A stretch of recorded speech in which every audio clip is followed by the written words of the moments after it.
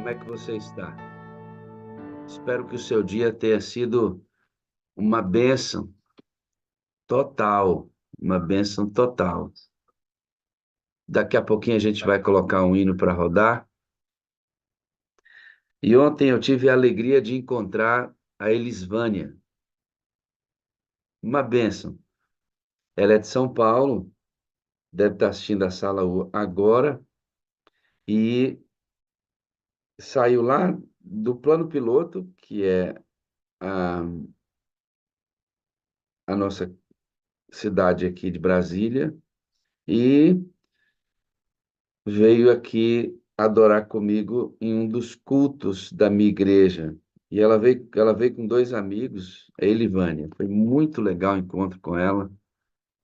Se você tiver agora conosco, que está hospedada na casa de amigos, muito bom dia, Elivânia. Foi uma bênção encontrar você. Foi muito legal. Quando eu consigo, quando essas coisas acontecem, né? Os muitos que passam por aqui, às vezes não dá para a gente se encontrar, mas muito legal. Foi muito bom. Isso me remeteu à sensação mesmo, sabe, de encontro, a sensação de encontro que nós vamos ter no céu, na segunda vinda de Cristo, quando todos os fiéis se encontrarem e quando todos os fiéis se encontrarem e receberem a glória de Deus. Vai ser uma experiência absolutamente extraordinária, né? Deixa eu fazer só uma coisinha rapidinho. Deixa eu fechar aqui. Alguém compartilhou o quadro em branco e está brincando com o quadro em branco. Olha que legal. Deixa eu tirar esse quadro de branco. Só um minutinho, gente. Só um pouquinho. Compartilhar notas.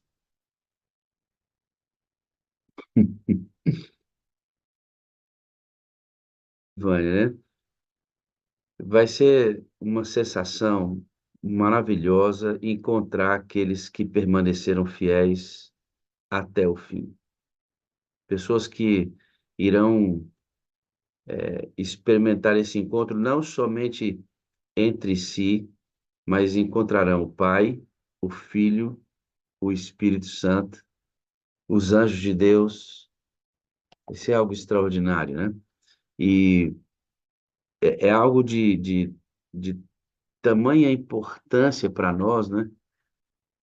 Que você fica vibrando com a sensação de que isso ocorra. Agora, ainda ontem, quando eu encontrei a Elivânia, ambos sofremos com a guerra de lutar contra a nossa tendência pecaminosa, né?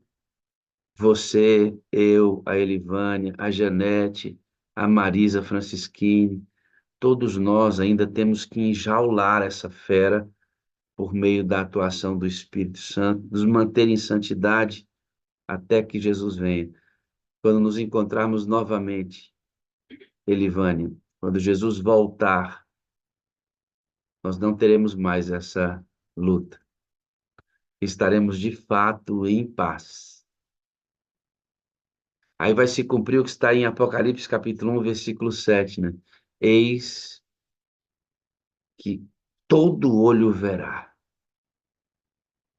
E quando eu fico imaginando, né? Eu fico imaginando a Gilvanilde, em Valzinha. Eu fico imaginando, Keila, o primeiro momento, Bola e Fátima. Desculpa, eu errei seu nome, o Milagre Fátima. Paulo,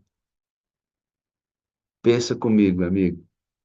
O primeiro momento que nós olharmos para Jesus, sem precisarmos enjaular nossa natureza pecaminosa, haverá paz. Todo olho verá, Apocalipse 1, verso 7. Mas eu fico pensando, meu Deus, como vai ser bom olhar para Jesus sem ter monstro enjaulado. É um monstro, irmãos. Um monstro. A natureza pecaminosa é um representante de Satanás. No dia que nós olhamos para Jesus sem ela, você vai entender o que é paz, Adriano Diniz. Você vai entender e eu vou entender o que é paz. Como eu anseio esse dia, irmãos. Como eu anseio esse dia. Vamos orar? Lissandra Priolo já está prontinha com a lição ali, irmãos. Vamos embora. Santo Deus e eterno Pai, louvado seja o teu nome por tua graça e paz, por estarmos aqui em tão boa circunstância. Nós temos total liberdade de professar nossa fé, de falar do nosso Jesus, e não podemos passar um dia sem falar dele.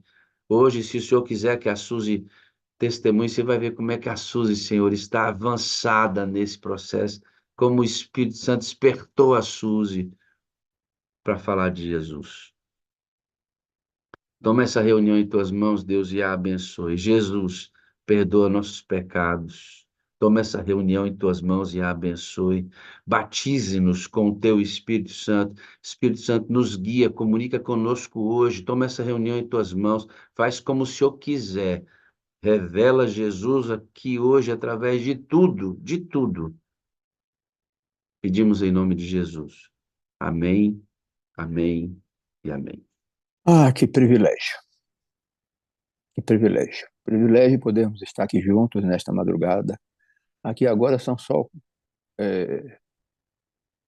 15 para as 5, 4h45, uma hora mais cedo.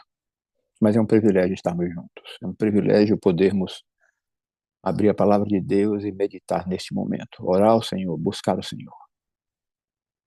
Há anos atrás, em 1975, o Quarteto da Voz da Profecia cantou e gravou um hino composto por Alexandre Rachet Filho, já falecido. Aquela formação era com Eclair Cruz, Melquia de Soares, Wilson Almeida e Conrad, Roberto Conrad. Eles cantaram as Bem-aventuranças. Composição de Alexandre Rachet, que era o pianista do quarteto na época. Coisa muito linda. Escutei isto ontem à noite, eu me lembrei disso. Escutei ontem à noite, enquanto meditava no que iria dizer hoje. E há algum tempo atrás, não faz muito tempo, nós estudamos a lição da Escola Sabatina sobre as Bem-aventuranças. E eu amei aquela lição. Muito linda. Muito bem preparada. Eu queria meditar com os irmãos um pouco sobre uma das bem-aventuranças, na verdade, a primeira das bem-aventuranças, que se encontra em Mateus capítulo 5, verso 1 a 3, e se você estiver com a sua Bíblia aí na mão, espero que você esteja com a sua Bíblia na mão, você acompanhe. Mas me permita sugerir, tenha uma caneta, um lápis, um papel, porque eu vou lhe dar alguns textos para você meditar depois. E eu gostaria que você anotasse, porque senão você vai esquecer. E não seria bom que você esquecesse. Eu gosto sempre de anotar os pedidos de oração que são feitos aqui. À medida que os pedidos vão sendo falados, eu anoto o nome da pessoa e o pedido que ela faz. E isso para mim é muito importante. Isso para mim é muito importante. Esses pedidos de oração têm um significado especial para mim, muito grande. Alguns deles me tocam profundamente. E esta semana passada, até conversei com o pastor Wagner sobre isto. Me tocou o pedido de uma irmã diabética que estava arriscada a perder a perna com um filho autista, e aquilo me tocou. Fiquei pensando no seu futuro, no futuro do seu filho. Meu pedido não fala nada, não falou nada sobre família, sobre pai, sobre filhos, não falou nada, apenas isto. E este mundo de maldade, de miséria e de doença me faz pensar bastante. Há pouco tempo atrás eu perdi uma cunhada para o câncer. Ela descansa no Senhor, mas é uma coisa muito dolorosa. E louvo a Deus ao mesmo tempo que clamo, porque Ele prometeu a sua vinda e eu estou reclamando cada dia a vinda do Senhor, que não está distante. Eu estou dizendo nas igrejas, e a cada irmão e a cada pessoa que eu conheço e que não conheço, que o Senhor Jesus está às portas, está ali na esquina, está ali na esquina. Vamos ler a Bíblia? Mateus capítulo 5, verso 1 a 3, e diz assim: E Jesus, vendo a multidão, subiu a um monte, e assentando-se, aproximaram-se dele os seus discípulos. E abrindo a sua boca, os ensinava, dizendo: Bem-aventurados os pobres de espírito, porque dos tais é o reino dos céus. Talvez na sua Bíblia, a Bíblia de alguns aí, diga: Bem-aventurados os humildes de espírito. O texto original hebraico fala, o texto original grego, não hebraico, grego, fala pobres, não humildes. Mas Mateus, ao escrever o seu livro, o seu evangelho, Mateus segue um bem elaborado plano. Na sua história do batismo de Jesus, mostra-nos a este tomando consciência de que havia chegado a sua hora, de que havia de iniciar o seu ministério. A Lisandra falou isso aí assim bem rapidinho, mas foi maravilhoso ela falar sobre isso. Amei ouvir. Amei ouvir. Na história das tentações, Mateus mostra-nos como Jesus escolheu deliberadamente os métodos que usaria para executar sua tarefa e como rechaçaria ou rechaçou deliberadamente aqueles métodos que considerava contrários à vontade de Deus. Como disse o pastor Wagner ainda há pouco, se alguém se propõe a levar a cabo uma tarefa importante, necessita de ajudantes que o sigam, que estejam presentes. Por isso, Mateus nos mostra como Jesus seleciona os que seriam seus companheiros de trabalho e ao compartilhar, para compartilhar sua missão. Mas para que os ajudantes desempenhem inteligentemente sua parte na tarefa, se torna necessário capacitá-los, claro.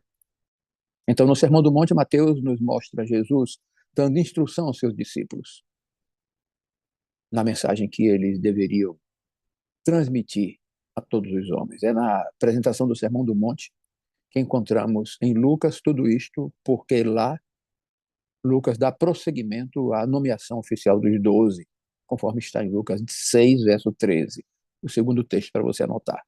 Por isso, um erudito chamou o Sermão do Monte como o sermão da ordenação dos 12. Então, todos têm concordado que no Sermão do Monte nós temos a medula e temos a essência dos ensinos de Jesus no círculo íntimo daqueles que ele havia escolhido. Como escolheu você? Lembre-se sempre, você é um escolhido. No último sermão que eu preguei nesta sala, eu disse isso com muita clareza. Você é escolhido por Deus. Na realidade, essa denominação do Sermão do Monte se ajusta mais à autêntica natureza do Sermão do Monte do que poderia parecer à primeira vista. Nós nos referimos ao Sermão do Monte como se tratasse de um sermão que Jesus havia pregado mais ou menos na forma como temos em alguma ocasião particular, mas é muito mais do que isto. De fato, é uma síntese dos distintos sermões, dos distintos ensinos que Jesus pregou e ministrou durante o seu ministério. Então, quando lemos o Sermão do Monte fazendo com o ritmo que estamos acostumados, torna-se mais fácil, porque geralmente conhecemos por leituras anteriores a maioria das palavras que compõem. Mas se escutássemos em sua forma atual pela primeira vez, antes de chegar ao fim, o ouvinte seria ofuscado pela abundância de luz que existe nesse texto. É simplesmente maravilhoso. É simplesmente fantástica a quantidade de luz que emana desse texto que Mateus coloca aqui diante de nós. Mas há certas porções do sermão que aparecem repentinamente sem advertência alguma. Isto é, não tem relação com o que vem antes e nem com o que vem depois. Por exemplo, Mateus capítulo 5, verso 31 a 32 e Mateus 7, 7 a 11 estão bastante desligados do seu contexto. Não são a consequência lógica do que antecede, nem se resolvem em sua continuação. O Sermão do Monte é desconexo em várias de suas partes. Uma outra coisa é que o mais importante de tudo é que tanto quanto Mateus quanto Lucas nos dão cada um uma versão do Sermão do Monte. Por exemplo, Na versão de Mateus, há 107 versículos. Destes, 29 estão em Lucas capítulo 6, versos 20 a 49, como uma unidade. 47 não tem paralelo na versão de Lucas. E 34 desses versículos estão dispersos em distintos contextos na narrativa do Evangelho de Lucas. Por exemplo, o similar do sol está em Mateus 5:13 e em Lucas capítulo 14, verso 34 a 35.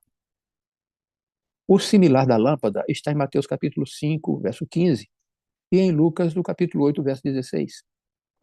O dito do Jota e do tio na lei está em Mateus 5:18 e em Lucas 16, verso 17. Quer dizer, algumas passagens que em Mateus aparecem consecutivamente estão separadas em Lucas em diferentes capítulos.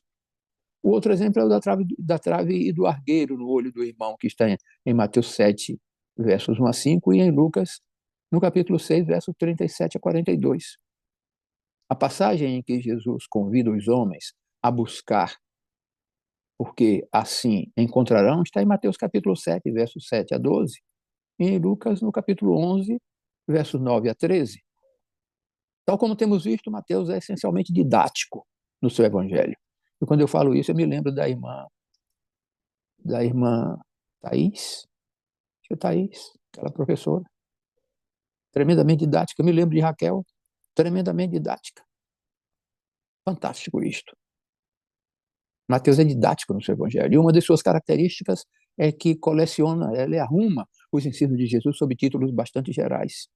E é muito lógico pensar que Mateus arranjou os ditos de Jesus, que compõem o Sermão do Monte, em uma grande unidade, enquanto Lucas os fragmenta ao longo do seu evangelho. O Sermão do Monte, irmãos amados, não é o único sermão que Jesus pregou em uma única ocasião, mas é o epítome, é a essência, o resumo, a síntese dos ensinos que, em diversas oportunidades, repetiu aos seus discípulos. Tem se sugerido que, quando Jesus finalmente terminou a escolha dos 12 apóstolos, deve ter os levado a algum lugar tranquilo durante 1 ou 2 semanas, a fim de ensinar-lhes o essencial da mensagem que eles haveriam de anunciar aos homens. Pensa-se assim. Mas a forma introdutória de que se vale Mateus sugere tudo isto ao estudante atento. E que texto, como começa bonito, capítulo 5. E Jesus, vendo a multidão, subiu a um monte e, assentando-se, aproximaram-se dele os discípulos. E, abrindo a sua boca, os ensinava, dizendo.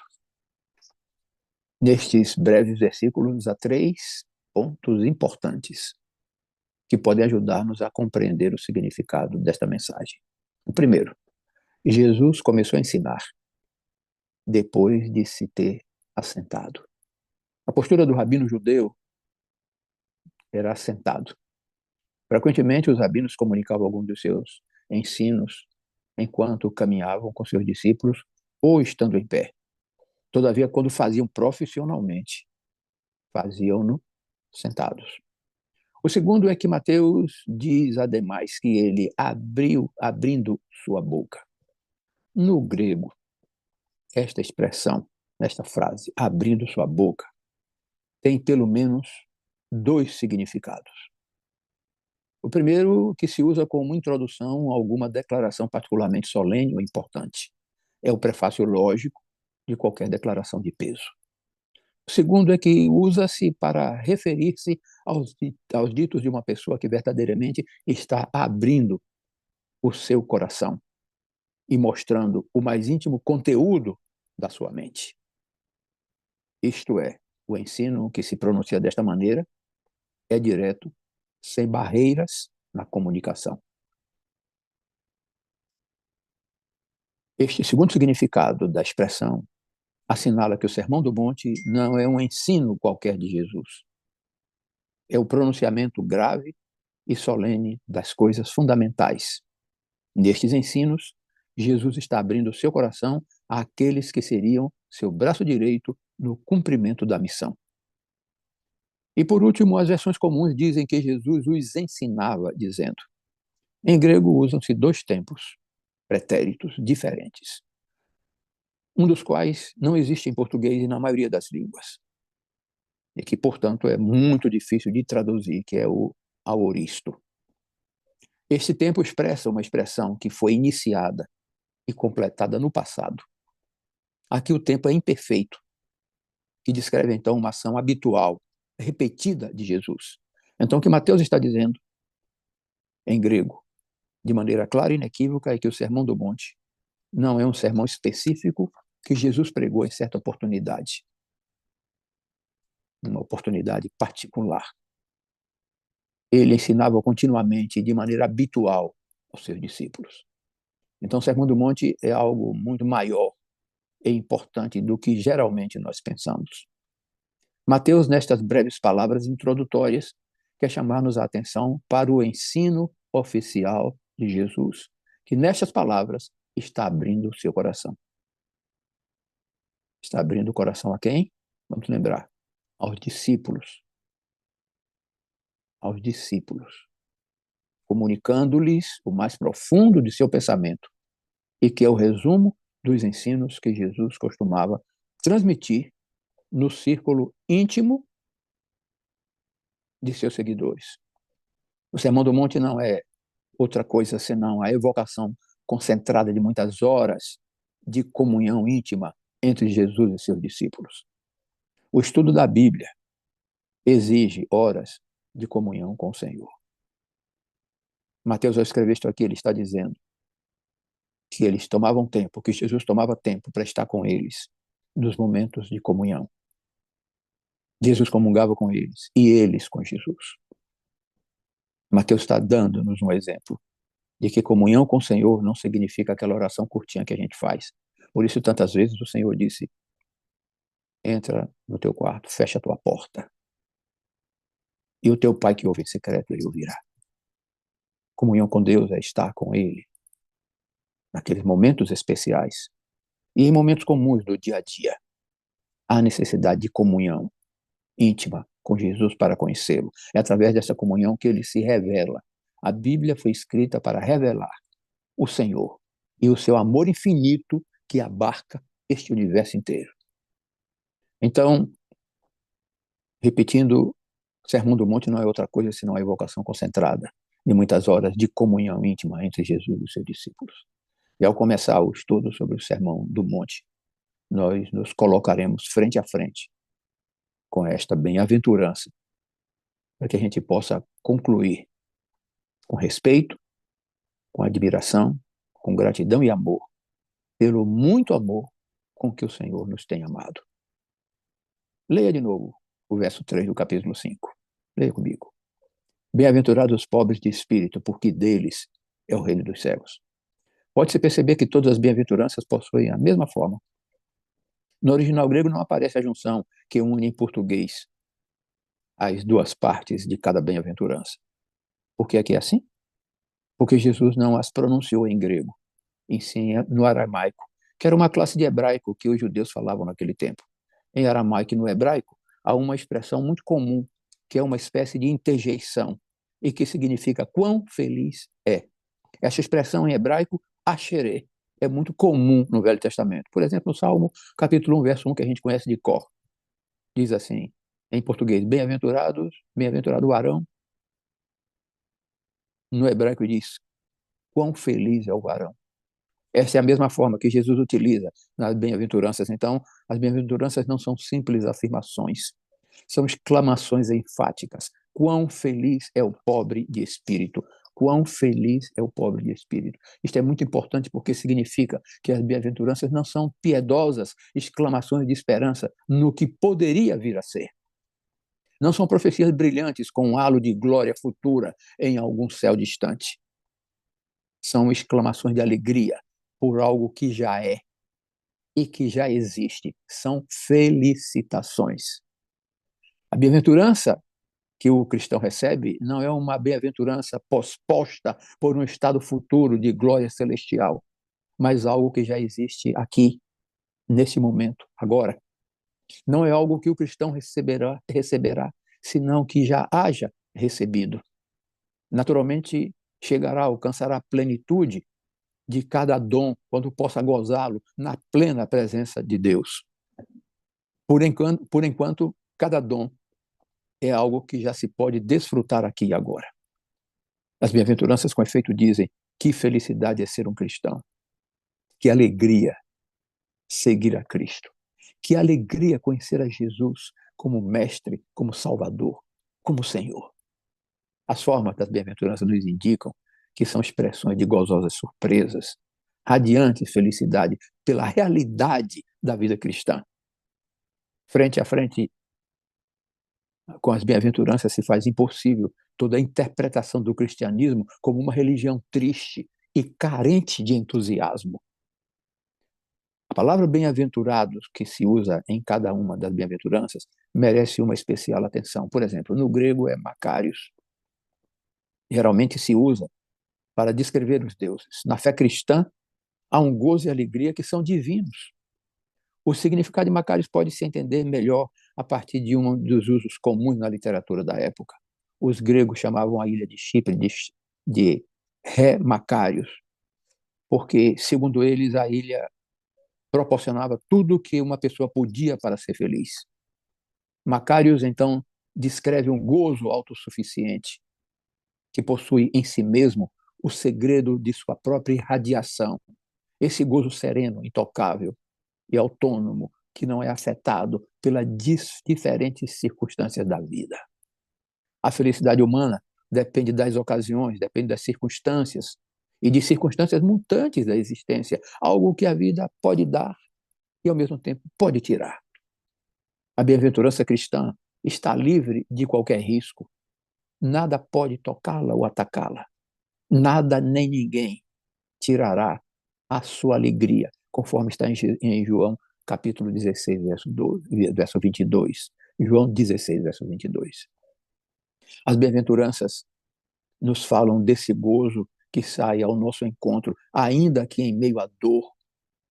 Aquele gozo que nem o sofrimento, nem a tristeza, nem o desamparo, nem a perda de algo ou de alguém que queremos muito pode manchar. É o gozo que brilha através das lágrimas, que nada, nem a vida, nem a morte, nos pode arrebatar. O mundo pode ganhar e, ao mesmo tempo, perder seus gozos. Uma mudança na sorte, um colapso na saúde, a desilusão que nos ocasionam as ambições que não podemos alcançar, até o mau tempo pode privar-nos desta migalha de gozo que o mundo pode dar. Mas o cristão não. O cristão possui esse gozo sereno e intocável que provém de andar sempre na companhia de Jesus e estar sempre em sua presença. E quão doce é a companhia de Jesus. Os que têm o costume de andar com o Senhor bem conhecem a doçura da companhia do Senhor. Bem conhecem a doçura do abraço do Senhor. Bem conhecem a doçura do olhar de Jesus sobre ela. O melhor de todas as bem-aventuranças é que não são visões esperançadas de alguma realidade futura, nem são promessas douradas de glórias distantes. São extremamente triunfais ante a realidade do gozo permanente que nada no mundo pode tirar. É surpreendente que se comece a falar da felicidade humana a partir de... Opa.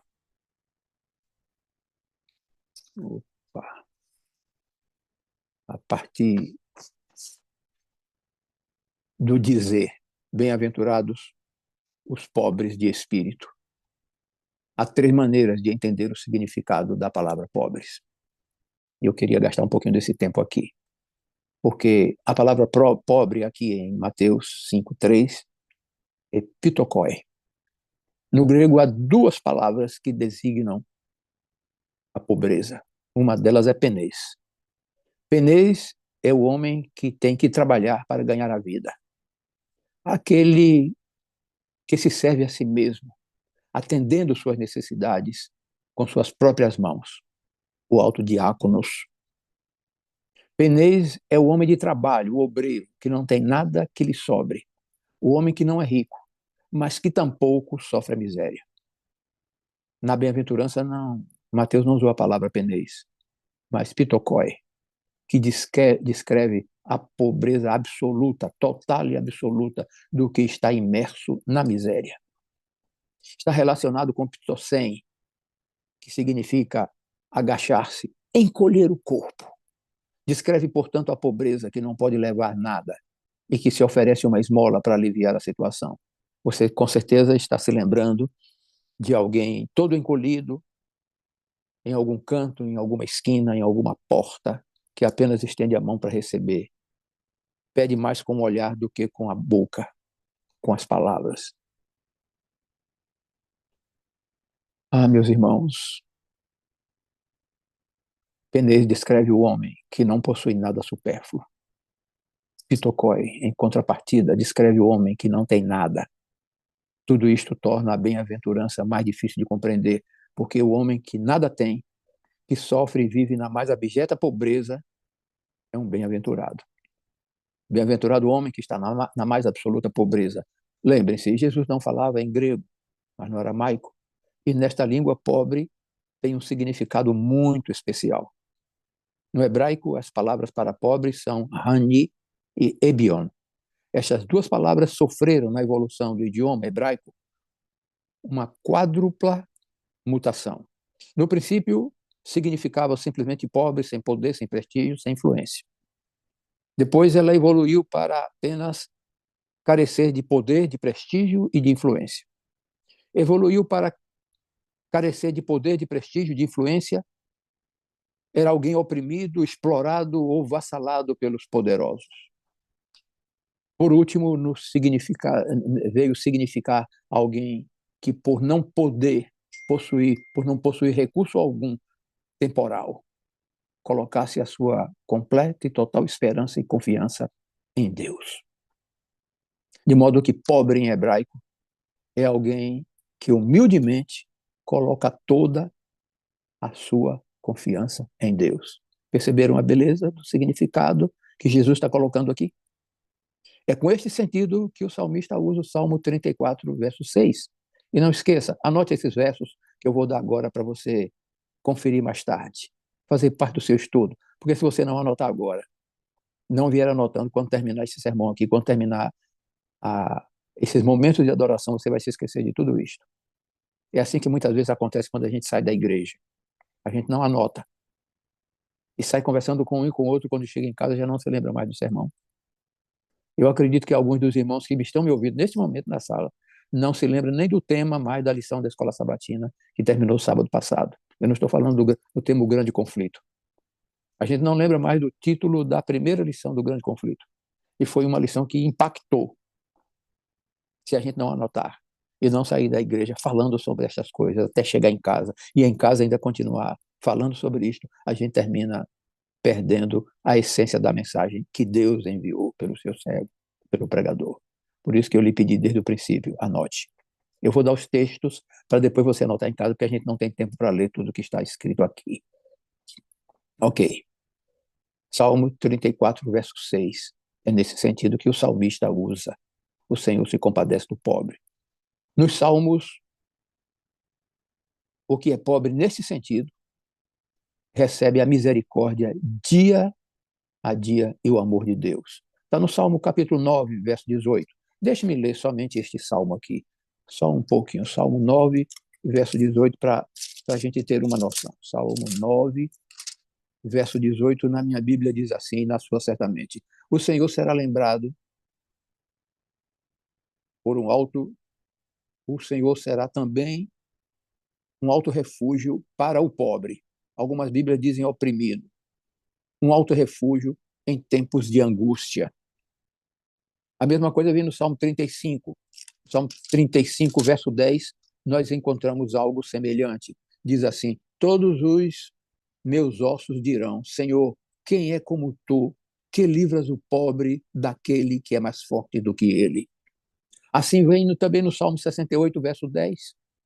Vem também no Salmo 72, verso 4.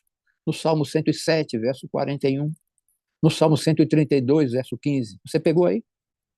Salmo 9, verso 18, Salmo 35, verso 10, estou repetindo, Salmo 68, verso 10, Salmo 72, verso 4, Salmo 107, verso 41, Salmo 132, verso 5. Verso 15. Em todos estes casos, o pobre é o homem humilde e impossibilitado que tem colocado a sua esperança e sua confiança em Deus. Juntemos agora os dois aspectos desta conclusão, o grego de um lado e o hebraico do outro. Pitokoi descreve o destituído total, ao homem que nada possui. Hani e Ebion descreve o pobre, o humilde, o impotente que tem colocado toda a sua confiança em Deus. Você vai lembrar e vai gravar isso aqui com o que eu vou dizer. Lembra daquele homem junto ao tanque de Betesda, quando Jesus chega e vê as pessoas ali. Jesus viu não apenas aquele homem, aquele anônimo, nós não sabemos o nome dele, não é registrado, mas junto com ele havia muitas pessoas lá. Mas ele estava ali já há bastante tempo. E Jesus olhou para ele e lhe fez uma pergunta direta: queres ficar são? Ele não respondeu a pergunta direta. Ele respondeu indiretamente: Senhor, eu não tenho ninguém que me ajude quando a água é agitada para colocar lá. Ele não tinha ninguém. Ele não tinha nada. Ele estava ali simplesmente sem nada, na mais abjeta pobreza de companhia e de recursos. Dá para entender que provavelmente, se o Senhor não tivesse dito: toma a tua cama e anda, ele morreria ali. Este é o homem, Rebion e Hani, que nada tem. É como aquela mulher tirofenícia que Jesus saiu da Galiléia e foi lá atendendo a sua fé, atendendo ao seu coração, ao mesmo tempo para ajudar os discípulos a quebrarem as barreiras no futuro, quando eles começassem a pregar o evangelho. Jesus foi lá e a mulher saiu correndo atrás. Jesus, filho de Davi, tem misericórdia de mim, lembra? Qual foi a resposta de Jesus? A minha Bíblia diz assim: ele não lhe respondeu palavra. E ela saiu falando, eles andando e ela atrás. Tem misericórdia de Davi. E os discípulos, impressionados pela recusa de Jesus em dizer alguma coisa, diz: despede, é que vem gritando atrás de nós. Mas Jesus esperou aquele momento para demonstrar aquele carinho especial que só o Senhor Jesus tem. Oh, meu Pai, como o Senhor é bom. Jesus parou e a mulher chegou e repetiu: tem misericórdia de mim, filho de Davi. Mas Jesus olhou para ela e disse: eu não vim senão as ovelhas perdidas das casas de Israel, e eu não posso tirar o pão da boca dos filhos e dar aos cachorrinhos. Como você se sentiria se aquele por quem você clamasse ajuda lhe desse uma resposta dessa e chamasse de cachorro? Antigamente, chamar alguém de cachorro era uma ofensa muito grande. Seu cachorro, isso estava carregado de um desprezo. Jesus disse isso para aquela mulher: eu não posso tirar o pão da boca dos filhos, dos cachorrinhos. Qual foi a atitude dela? Irmã Marilene Bahia, qual foi a atitude dela? Me diga aí. Sim, Senhor. Mas os cachorrinhos também comem das migalhas que caem na mesa dos seus senhores. Essa resposta daquela mulher a mim internece. E eu estou aqui com os olhos cheios de lágrimas. A resposta me internece. Se internece a mim, Soraya, imagine quanto enterneceu o coração do Senhor Jesus. Olha a resposta de Jesus, lembra? Ô mulher, grande é a tua fé. Poucas vezes Jesus usou essa expressão: grande é a tua fé. Seja feito conforme tu queres. E ela se foi. E ela se foi. De que maneira estava o seu coração? Não mais pobre, mais rico, riquíssimo da presença do Senhor, do amor do Senhor. Ela viu nos olhos do Senhor a emoção, a alegria, o prazer, o amor divino que circunda o trono de Deus. Ela viu o amor nos olhos do Senhor Jesus. Jamais foi a mesma coisa.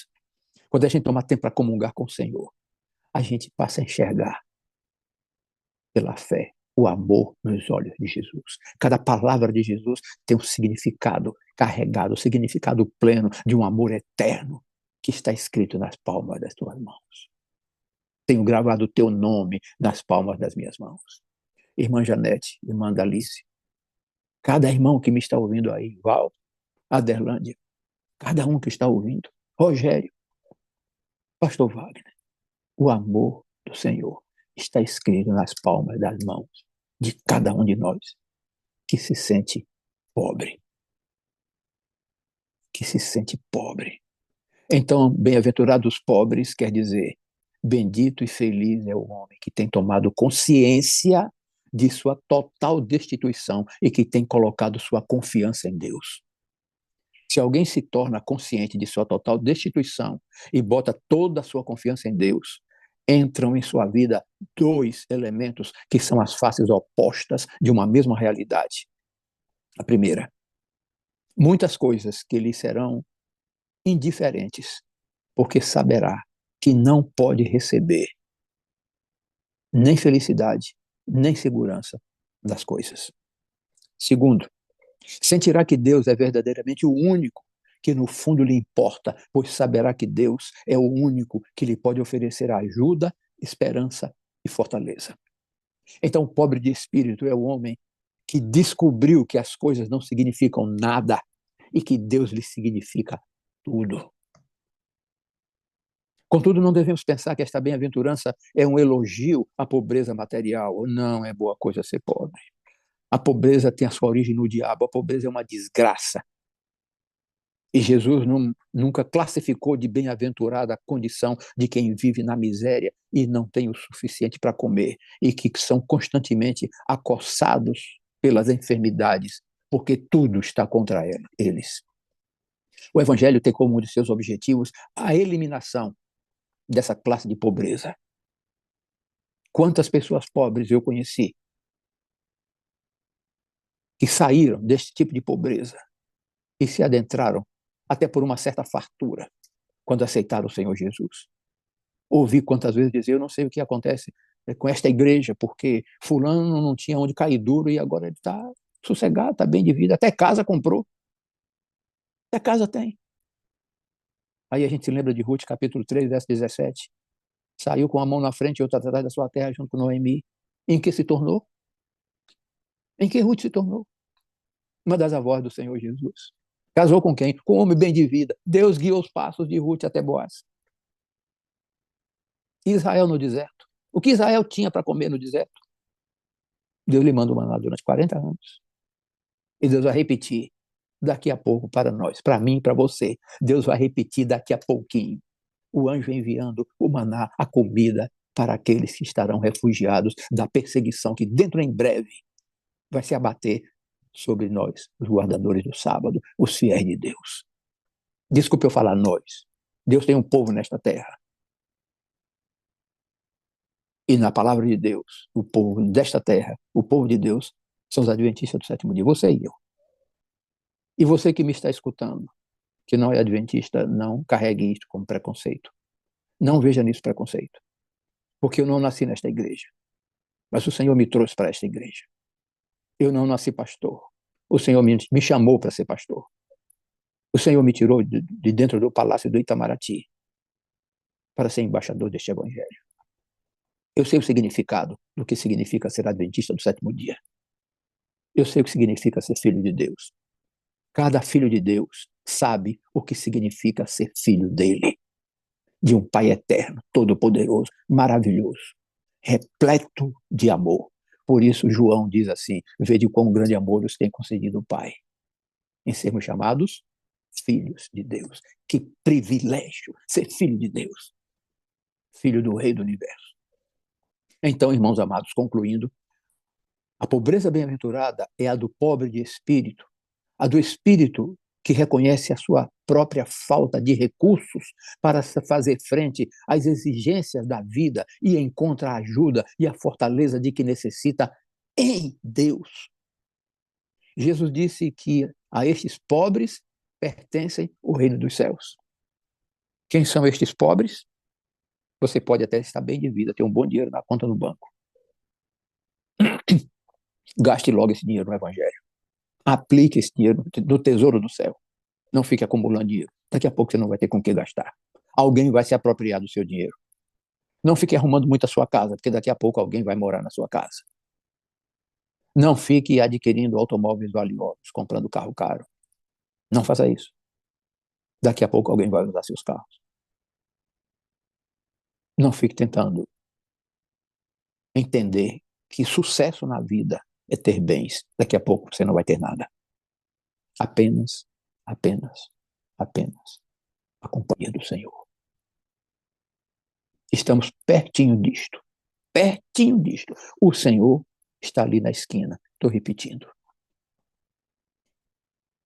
Jesus disse que a estes pobres pertence o reino dos céus. Bem-aventurados os pobres de espírito, porque dos tais é o reino dos céus, porque deles é o reino dos céus. Por que tem que ser dessa maneira? Se tomarmos duas das petições do Pai Nosso e as lermos juntas, venha o teu reino, seja feita a tua vontade, assim na terra como nos céus, nós obteremos a seguinte definição. O reino dos céus é uma sociedade na qual a vontade de Deus se faz na terra da mesma maneira que no céu. Eu vou repetir. Venha o teu reino, seja feita a tua vontade, assim na terra como nos céus. Tem esta definição. O reino dos céus é uma sociedade na qual a vontade de Deus se faz na terra da mesma maneira que no céu. Isto quer dizer que somente aquele que faz a vontade de Deus na terra é cidadão do reino dos céus. Aquele que é obediente. Foi o que Deus disse com muita clareza a Caim naquele encontro tenso para Caim. Se bem fizeres, não é certo que haverá aceitação para ti, mas se fizeres mal, o pecado já à porta. Mas a ti cumpre dominá-lo. Em outras palavras, a você cabe evitar o pecado. A você cabe não praticar o pecado. Você tem que escolher fazer o bem, a minha vontade, ou fazer o mal, a vontade do diabo, do pecado. Cada um de nós, a cada um de nós, durante o dia inteiro, isto é colocado nos nossos olhos para a gente escolher. Que Deus abençoe sua escolha, porque eu vou terminar dizendo: somente podemos fazer a vontade de Deus quando nos damos conta de nossa própria total impotência, de nossa própria total ignorância, de nossa própria total incapacidade de responder satisfatoriamente às exigências da vida e quando, portanto, nos colocamos, ou quando, portanto, colocamos toda a nossa confiança em Deus. A obediência sempre se funda na confiança. Não se iluda. A mesma obediência que Deus exigiu dos anjos no céu, que Deus exigiu de Lúcifer no céu, que Deus exigiu de Caim e que Deus exigiu de cada criatura que nasceu, é a mesma obediência que Deus exige hoje. Um cristão não é desobediente à palavra do seu Deus, do seu Pai. Ele é obediente. Então, meus irmãos amados, a obediência sempre se funda na confiança. O reino de Deus é a possessão inalienável dos pobres de espírito, porque os pobres de espírito têm tomado consciência de sua total destituição e têm aprendido a confiar e a obedecer. De maneira que a primeira bem-aventurança quer dizer, e vou terminar com isto: quão feliz é o homem que se tenha percebido de sua total destituição e tem posto toda a sua confiança em Deus. Porque somente desta maneira pode oferecer a Deus esta obediência perfeita que o converterá em cidadão do reino dos céus. Que Deus o abençoe, meu amado. Que Deus encha seu coração de alegria. Que Deus encha seu coração de certeza. Que Deus encha seu coração de tal maneira que você se prostre diante dele e diz: Senhor, eu oro em nome de Jesus, porque eu não tenho nome, eu não tenho nada para te dar, eu não tenho nada, por isso eu te peço, eu não tenho nada para dar, mas o Senhor tem tudo para me dar, porque o Senhor é o meu Criador, o Senhor é o meu Pai, o Senhor é o meu Salvador, nas tuas mãos eu me entrego. Foi assim que Jesus terminou a sua vida nesta terra. Pai, nas tuas mãos entrego o meu espírito, está consumado. Daqui a pouco haveremos de dizer: Senhor, eu estou nas tuas mãos. Me livra daquele que é mais forte do que eu, para que eu te possa louvar eternamente, para que eu cante sobre o mar de vidro o cântico da vitória, o cântico do Cordeiro, o cântico da vitória do Senhor Jesus, e adore a ti para todo sempre. Que o Senhor nos abençoe e nos acompanhe neste dia. Amém. Amém. Ok, meus irmãos amados, chegamos ao final de mais uma mensagem e eu gostaria de orar com vocês. Vamos orar? Querido Pai, rendemos-te graças, meu Senhor e meu Deus, porque tu és bom e a tua misericórdia dura para sempre. Porque ao mesmo tempo que tu nos fazes sentir o nosso nada, tu nos fazes sentir a grandeza do que é ser um filho de Deus. Por isso nós nos aproximamos deste Deus Todo-Poderoso, confiante na sua resposta positiva sempre, para glorificar o teu nome. Essa resposta positiva muitas vezes se traduz com não, mas ela é positiva. Ainda que ela seja não, ela é positiva e nós te adoramos por isto. Porque tu sabes todas as coisas, tu conheces o fim desde o princípio. E confiantemente nós te apresentamos as nossas súplicas, te apresentamos as nossas necessidades, te apresentamos os nossos sonhos, colocamos diante de ti nossas esperanças, nossos desejos, porque queremos adorar e amar a ti desde agora e para todo sempre. Fica conosco neste dia, Pai. Abençoa cada coração aqui presente. Abençoa cada filho que está aqui conosco de manhã cedinho, madrugadinha, vendo o sol nascer, adorando a ti como Deus e Senhor. Fica conosco, Pai. Faz-nos amar Jesus. Dá-nos gratidão pelo que ele fez na cruz do Calvário. Dá-nos o amor do céu, para que a gente possa retribuir este amor. Não um amor poluído, mas um amor perfeito, pela habitação do Espírito no coração de cada um de nós. Vem, Espírito Santo. Vem, Espírito Santo. E faze proclamar o que proclamaste naquele dia, quando Jesus saiu das águas. Este é o meu filho amado, em quem me comprazo. Dize, Pai, de cada um de nós, estes são meus filhos amados, em quem me comprazo. Obrigado, Pai. No nome de Jesus. Amém. Amém. Amém. Muito bem, meu pastor. Eu aprendi hoje, ó. Aprendi que ser pobre é olhar para Deus em sua riqueza e dizer, meu Deus, eu sou pobre, eu sou pobre. Olhando para Ele, eu sou pobre o tempo inteiro, né? Não tem como me comparar com Deus. Senhor, eu sou pobre, eu sou pobre. A outra coisa que eu aprendi é que ser pobre é nunca confiar em mim mesmo. Eu sou completamente dependente dele, não tenho nada. Ele tem tudo. Eu sou pobre, eu sou pobre. E aprendi que ser pobre, mesmo adquirindo as coisas, não estou ligadas a elas. Uhum. Perfeito. Perfeito. Perfeito. Perfeito. Maravilha. É aquilo que Jesus disse, pastor Wagner. Estamos no mundo, mas não somos do mundo. É isso. Nós somos do Senhor. Uhum. Somos do Senhor. Estamos unidos a Ele pela habitação do Espírito no nosso coração. Louvado seja Deus. Obrigado. Amo o Senhor, eu preciso do Senhor para ser feliz. O Senhor é a parte visível de Deus, e eu creio mais em Deus do que o Senhor existe, viu, pastor? Pastor Wagner, eu não sei por que é que você me chama para pregar. Eu, às vezes, me pergunto a Deus, porque eu sou um pobre coitado. Eu sou um tabaréu nascido num lugar tão atrasado que a lua não passa. Quando eu vim conhecer a lua, já era rapaz feito. Mas Deus me trouxe para este evangelho e Deus me deu o privilégio de entender um pouco do seu amor. E eu não posso deixar de repartir. Eu sou grato a Deus. Sou grato a Deus por estar na sala 57 também. Eu admiro muito esses irmãos da sala 57. Admiro muito. Admiro muito. Admiro muito o que Deus tem feito e sustentado este Wagner Almeida. Louvado seja o Senhor. Eu gostei muito do que você disse ontem. Gostei muito. Eu não sou ninguém, eu estou aqui, eu acho que Deus não, eu não tenho condições, mas é Ele que me sustenta. É claro, Deus sempre me sustenta. Louvado seja Deus. Quando a gente reconhece, a gente está no caminho certinho do nosso Pai. E Deus não, abençoe. não é retórica, não, pastor. Aquilo que Eu eu disse sei. é o que está no meu coração, é um sentimento de incapacidade e de, ao mesmo tempo, de sentir o privilégio de fazer algo para Deus que é tão grande, né? Imagina. Daí vem o sentimento de pobreza, exatamente. Da onde veio o sentimento de pobreza, né? Como é que Deus, em sua grandeza, usa alguém como eu? Eu sou pobre, miserável e dependo dele o tempo inteiro, né? Mas deixa eu só lhe dizer uma coisinha aqui. Quando no passado a gente tinha aqui os cursos de extensão, eu tive aulas com alguns homens de Deus.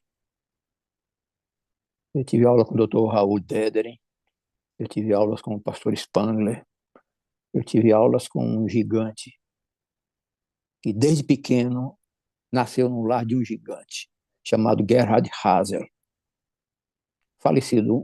Um bêbado o matou aqui nos Estados Unidos. Era um doutor em teologia. Um alemão que sobreviveu à Segunda Guerra Mundial pela bênção de Deus. E quando eu sento para preparar alguma mensagem, eu fico pensando na intelectualidade daqueles homens, na capacidade daqueles homens de desenvolver conceitos cristãos, de descobrirem coisas na Bíblia. E quando eu paro para estudar, eu disse assim: Senhor, preciso do Senhor, me ajude, dê-me sabedoria. E o Senhor não se nega a ajudar este pobre tabaréu nascido no lugar tão atrasado que a lua não passa. Amém. É É bom, assim mesmo, né? A graça é dele se bom. manifesta. Obrigado, meu pastor. Muito obrigado. Amém, amém, amém, Grande amém. dia na presença de Deus, viu, amado? Nós todos, nós todos. Amém. Suziane, a Suziane, você vai conhecer a história da Suziane agora, rapaz, mas é uma bênção. Suziane, minha filha, venha para cá. Deixa eu chamar você aqui. Abra o seu áudio, por favor. Rogério já colocou você como co-anfitriã aí. É só clicar no microfonezinho. Bom, Muito bom dia. bom dia, pastor. Tá me ouvindo? Estou te ouvindo bem, a imagem está boa. Você vai ter que ter só um cuidadozinho. Você está se aproximando? Quando se aproxima, está vendo que metade da sua cabeça desaparece lá, ó. Então, mantenha a distância para que você esteja enquadradazinha para ficar Pronto. legal a imagem. Suzy, você mora onde? Quantos filhos você tem? Casada? Fala para mim, inicialmente, o pessoal da sala conhecer você. Eu sou natural de Manaus, vim para o Paraná aqui, estou com 6 meses no município de Nova Esperança do Iguaçu, uma cidade com 3.500 habitantes, no máximo, é daí para menos. Tenho 3 filhos, um mais velho, de 24, vai fazer agora dia 9, 24. É, o meu do meio, que tem 12, e a minha mais nova, que tem 4. Maria Fernanda, Murilo e Henrique. Você foi mamãe cedinho, com 15 anos você deu à luz. Bem cedo. Uma Uma criança, né? criança, uma criança dando à luz a outra criança, né? E Exatamente. aí é difícil, né? A vida começa difícil, mas você, na verdade, Sim. é adventista quase de berço, né? Você me disse que a sua avó teve 21 filhos. 21 filhos.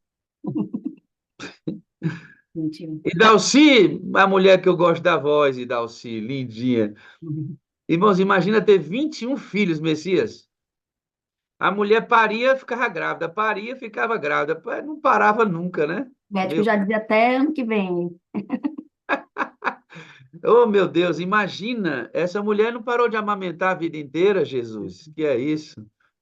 As mulheres de hoje não suportam isso e não deveriam ter suportado nunca, né? Porque ter 21 filhos é uma maldade com qualquer mulher. Independentemente do quanto ela ama esses filhos, ela foi privada de muita coisa que poderia ter tido, né? E nós estamos agora no outro lado, né? As pessoas não querem ter filhos mais. E a população do mundo, queridos, você que está aí adorando conosco, a população do mundo envelhece a largos passos. Exatamente porque as pessoas não querem ter filhos mais. Então, essa ideia da família, ela tá se perdendo pelo próprio conceito e está se perdendo porque as pessoas não querem mais compromissos, querem viver aleatoriamente. Conceitos que estão ferindo os princípios da família. Você lembra que logo cedo, você, com 4, 5 anos de idade, você acompanhava a sua mãe era fundadora de igrejas, né? Que igreja sua mãe fundou? A gente ia com a minha tia muito. para a igreja do Núcleo 15, foi uma das pioneiras do Núcleo 15, minha tia com a minha mãe, e assim, não recordo muitas outras pessoas. E a gente reunia na salinha, na escola pública que tinha ali perto, a nossa salinha era ali, e aí foi ali que minha mãe se batizou, lembro, no dia que ela se batizou, entrava por trás da igreja, né, ali, subia numa escadona, e entrava ali, eu querendo me batizar junto com ela, chorei, querendo estar o tempo todo com ela, né. E depois a gente ia também para outra igreja, que era o Canaranas. E foi bem uma das igrejas que também elas estavam junto desde o início ali da igreja, desde quando era reunido num cantinho e depois foi para a construção e tudo mais. Você se batiza aos 13 anos, Três. 13 anos de idade. Fica grávida aos 14 e tem o seu bebê aos 15. E nesse momento você comenta comigo no seu testemunho que você se sente meio que deixada de lado por causa da sua gravidez. Seu pecado vem a público, certamente você passa por todo o processo disciplinar, mas você se sente rejeitado. O que foi, o que sentimento você teve? Por que que você sentiu que houve uma espécie de literalmente exclusão? Você se sentiu meio que separada do corpo. Por que você sentiu isso? Era muito visível, né? As pessoas falavam, chegava alguém novo na igreja, falavam, aí iam falar de mim, e essas pessoas queriam me conhecer porque falavam, e elas iam lá e contavam o que tinham falado, né? E A, aí a gente acabava sabendo por a isso. sua apresentação para as novas pessoas que estavam chegando na igreja era de uma menina de 15 anos que tinha ficado grávida. E Olha, não chega perto dela que ela tem filho, ela já teve filho nova, foi casada, não chega perto dela. Assim, até pessoas da família, mas por parte de pai, né? Falava, olha, vai comigo, mas não diz que tu é minha parente, porque para não queimar a minha imagem, eu sou uma pessoa pública, conhecida. E se você disser, né, como você já tem filho, então ali já era muito nítido, né? Não era assim oculto, era muito descarado mesmo a essas, discriminação. essas falas excludentes faziam você ir para casa, você chorava sozinha Sim, bastante, porque você então, sentia, meu Deus, as pessoas têm vergonha de mim, né? e daí eu criei uma imagem de Deus assim, eu sempre tive Deus como um Deus poderoso, um Deus de amor, né? Mas um Deus muito radical, talvez, né? E eu sempre, quando eu cometia algum erro, alguma coisa, eu dizia, Senhor, mas só dessa vez, eu prometo que é a última vez. Então, até hoje eu estou dizendo, Senhor, se for contar, né, até a última vez, eu estou aqui já tem 39 anos, então até a última vez, então se eu já estou lá no perdida já. Obviamente, na caminhada você foi, isso provoca fraturas, cortes, né, traumas, e você foi caminhando, né? A Suzy foi levando esses traumas e guardando algumas coisas no coração dela. Ela vai daqui a pouco dizer como é que ela conseguiu deixar essa bagagem negativa fora e viver uma nova experiência com Deus. Mas, queridos, deixa eu refletir com você sobre isso que a gente acabou de ver que aconteceu com a Suzy. Ó, você está indo comigo aí para a igreja? Tá, né? Então, não fala que é da minha família, porque eu sou uma pessoa pública. As pessoas novas chegavam na igreja, os mais velhos diziam assim, ó, a Suzy ali, ó, dado, já teve filha e etc. Tipo, um tom pejorativo, né? Descreditando a pessoa da Suzy. E eu fico pensando sobre isso, sabe? Suzy, quando a gente pensa na parábola da ovelha perdida, Jesus deixa 99 no aprisco e vai atrás da que se perdeu. Ele poderia dizer assim: eu tenho 99, menos uma não vai fazer falta, né? Mas ele deixa 99 e despreende maior amor pela perdida. Olha a consideração de que Jesus tem pelos que caem. Irmão, Jesus, olha para mim aqui, ó. Você está aqui adorando comigo. Se eventualmente você cair, eventualmente, pecado dos santos é um pecado eventual, é um acidente. Ele não quer cair e ele tenta acertar o tempo inteiro e pode cometer um vacilo. É assim que santos pecam.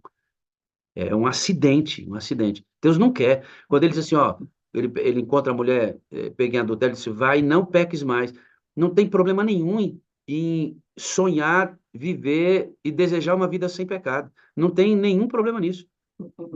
O problema é a gente almejar a perfeição. Perfeição não existe nesse planeta até que a natureza pecaminosa seja arrancada de nós na glorificação e a perfeição que nós recebemos hoje, ela é imputada sobre nós. É a justiça de Cristo sobre mim. Aí eu sou considerado pelo Pai perfeito como o Filho é. Isso é graça, unicamente graça. Mas eu quero que você que está aqui me ouvindo entenda. Jesus tem verdadeiro apreço pelos que caem.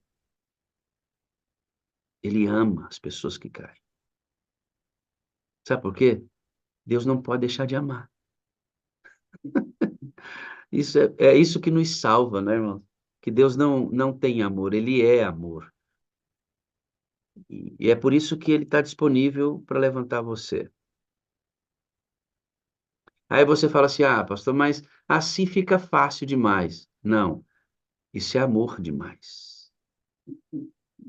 Porque Deus só pode trazer para si mesmo, Deus só pode trazer para Ele mesmo pessoas que o amem e sejam livres para escolher. Então, toda vez que nós caímos e Deus nos levanta com amor, Ele vai nos convencendo de que Ele não é a melhor opção, de que Ele é a única opção. E Ele vai constrangendo a gente. Senhor, o senhor não devia estar aqui mais. Olha só, eu de novo aqui. Não, filho, eu amo você. Senhor, o senhor não deveria estar aqui de novo. Olha aqui, filho, eu amo você. Levanta. O senhor não devia estar aqui de novo. Senhor, olha eu aqui, filho, levanta. Só que esse tipo de coisa imbuído pelo Espírito Santo, vai constrangendo você, vai constrangendo você, vai constrangendo, ao ponto de você não desejar mais ferir quem você ama tanto. Santificação é amor, irmãos, não é ética comportamental. Às vezes a gente reduz o evangelho à obediência a mandamentos. Não, o evangelho se resume em amar. Obediência a mandamento é resultado. O cristianismo não é ética comportamental. É regeneração. E nessa regeneração é dado você um tipo de amor que você, constrangido pela bondade de Deus, não deseja pecar mais. O desejo para não pecar mais ele vem por duas vertentes básicas. Menos pelo reconhecimento da malignidade do pecado. Menos. Eu não desejo pecar porque o pecado é uma desgraça. Eu tenho que reconhecer que o pecado é mau e destrói. Menos. E eu não peco muito mais. Eu não peco muito mais porque reconheço a bondade de Deus. Esse é o lugar. Quando uma pessoa cair na sua igreja, irmão, por favor, não a estereotipo, não a marque, vou falar assim, não marque essa pessoa. Não cause um estereótipo nela. Olha lá, aquele irmão lá já adulterou, hein? Ó, aquele irmão lá, não faça isso. Não. Faça como Deus faz com você. Quem cair na sua igreja, faça tudo para levantar essa pessoa. E não marque essa pessoa como um eterno pecador. Se tornar público, tem que passar pelo processo disciplinar, é normal. Mas disciplina é um ato de amor, não uma punição. Disciplina não é uma punição. Eu repreendo e disciplino aqueles que me amam. Não é. Por outro lado, Suzy, eu até comentei com você que a gente ia conversar sobre isso. A gente não pode legalizar o pecado. Por amor às pessoas, a gente não pode passar panos quentes no que é pecado. Irmão, pecado é pecado. E deve ser tratado como pecado e deve ser organizado, extirpado do povo de Deus. Tudo certo, é assim mesmo. Porque um lado é estereotipar pessoas, marcá-las porque pecaram. Ou, cuidado, Outro lado é você não dar atenção para o que é mal, o que é pecado, e ficar convivendo com aquilo dentro da igreja como uma coisa convencionada. Deus não quer isso. Como equilibra isso? Equilibra no amor de Deus. Você vai provocar a disciplina se for necessário, vai corrigir se for necessário, no amor. Qual a diferença? É quando a disciplina é aplicada por amor, a pessoa que recebeu a disciplina deseja ficar no corpo de Cristo por tão bem que foi aplicada a disciplina. Ela não corre da igreja, ela não foge cheia de marcas da igreja. Ela quer ficar por ter sido amada, mesmo que tenha que sofrer uma correção. A disciplina tem que ser aplicada com amor. E quando é aplicada com amor, é a pessoa que vale mais do que o erro que ela cometeu. A pessoa vale mais do que o erro que ela cometeu. Se a gente colocar isso na balança, não perde ninguém. E a igreja mantém a ordem. Porque a Suzy saiu dessa ferida, né, Suzy? Pronto. Quanto tempo você carregou essa ferida, filho?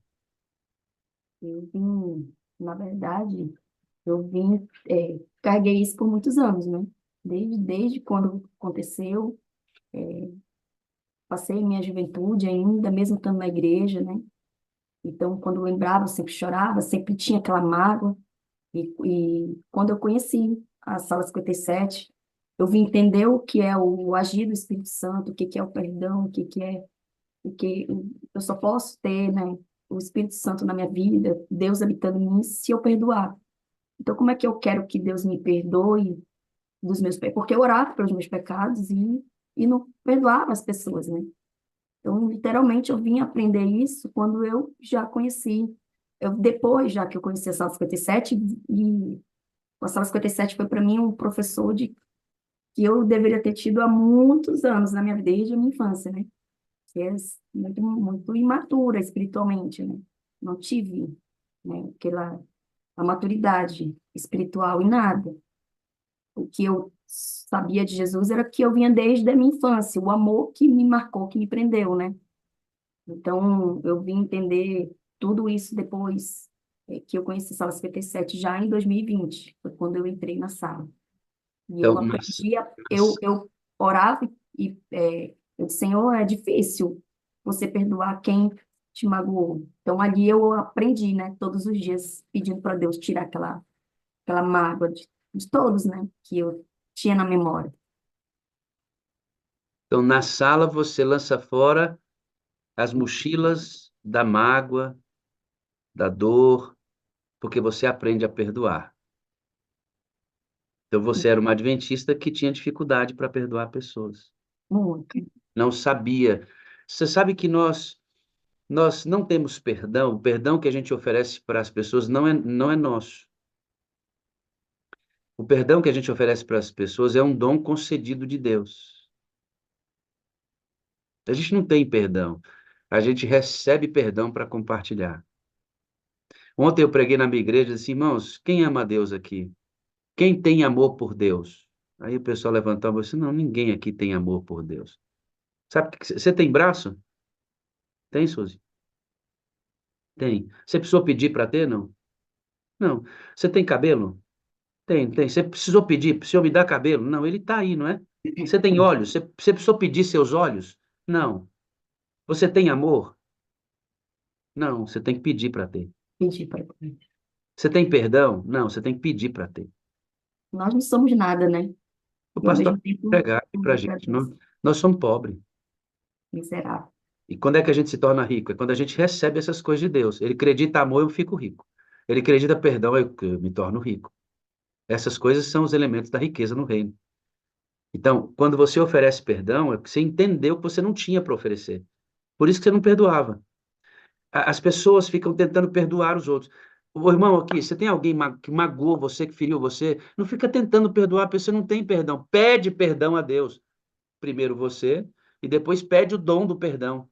Senhor, me concede o dom do perdão, eu quero liberar isso, eu não tenho. Eu fico tentando dar para alguém que eu não tenho. Você não tem perdão, você tem que receber o dom. É quando você pede, Senhor, me concede o dom do perdão bem aqui, porque tem uma mágoa acabando comigo, eu quero liberar isso aqui. Me concede o dom. Ele concede o dom. Aí quando ele concede o dom, você diz, quer saber? Vá em paz, amigo. Eu fico com prejuízo. Vá em paz. Perdão, olha a palavra, Suzy. Perdão. Perdão é uma perda grande. Né? Olha a palavra, perdão. É uma perda grande. Suzy, você só vai ter que perdoar pessoas que não podem restituir o dano.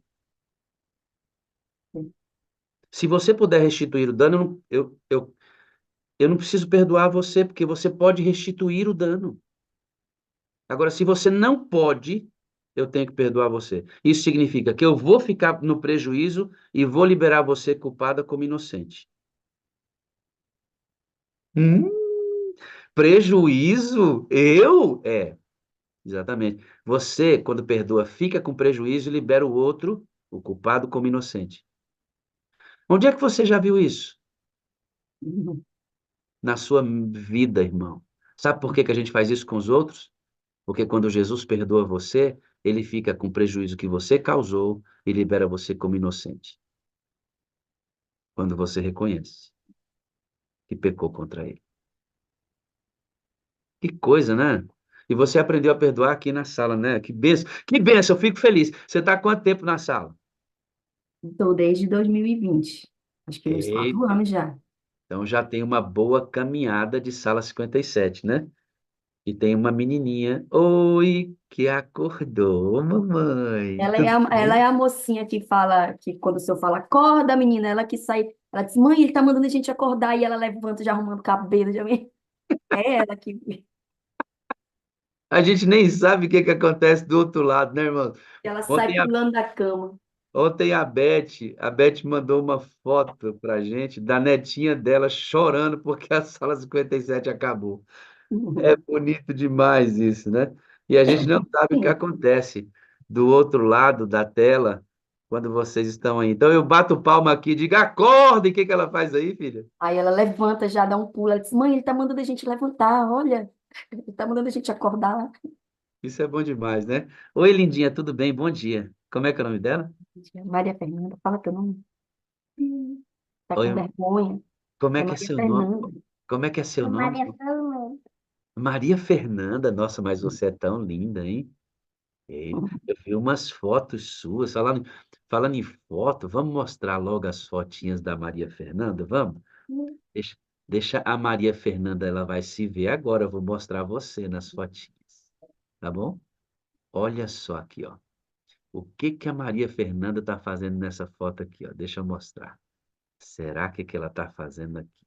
Vou mostrar. Olha, a Maria Fernanda. O que é isso na mão da Maria Fernanda? Um pão. Um pão? E o que que Eu, você, e o que que você estava fazendo com esse pãozinho? tirando uma foto. Tirando uma foto? E esse pão grandão aí? Ah, você vai comer esse pão? Enche da mãe. Enche da É? mãe. É, Eita! E você ia comer esse pão grandão? sim. Eita, e é gostoso esse pão grandão? É, né? É, não é? Você é linda, viu? Parabéns, eu que te acordei na acorda, menininha! É, desse jeito. Coisa boa, né? Coisa boa quando as crianças vivem esse ambiente da sala. Filha, você quando entrou na sala, você desperta para algumas coisas que eu quero que você conte. Você faz culto com a sua família todo dia? Todos os dias. De manhã e à tarde? E à tarde. No começo, seu marido não participava muito dos cultos à tarde.